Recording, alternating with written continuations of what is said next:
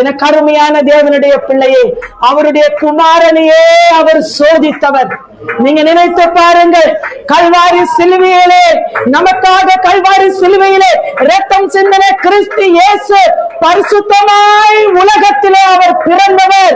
அவர் கன்னிமரியின் வயிற்றிலே அவர் ஆண்டவர் ஆவியானவரால் உருவாக்கப்பட்டு அப்படி அவர் பிறந்தவரையே அவர் சோதித்தறிந்தார். ஆண்டவர் வேதம் சொல்லுகிறது, வேதம் சொல்லுகிறது, நம்மை போல் எல்லாவற்றிலையும் அவர் ஆண்டவரை பாடுபட்டு சோதித்து அறிந்த பிறகு அவர் தன்னுடைய ஜீவனை சிலுவையிலே கொடுத்தார் என்று சொல்லி, எனக்கு அருமையான தேவனுடைய பிள்ளையே, பாவத்திலே கர்ப்பம் தரித்த நீயும் நானும் தேவனுடைய சமூகத்திலே நிற்கிறோம்.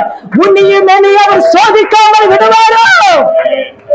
நீ சோதிக்கும் பொழுது நீ சோர்ந்து போவாயானால் உன் பலம் குன்றினதாய் இருக்கிறது என்றவர் சொல்லுகிறார். உன் பலம் குன்றி போயிருக்கிறது, நீ பலப்படுத்தி என்றவர் சொல்லுகிறார். பலம் கொண்டு திடமனதாய் இரு என்றவர் சொல்லுகிறார். புருஷனை போல எழும்பி நிமிர்ந்த நெல் என்றவர் சொல்லுகிறார்.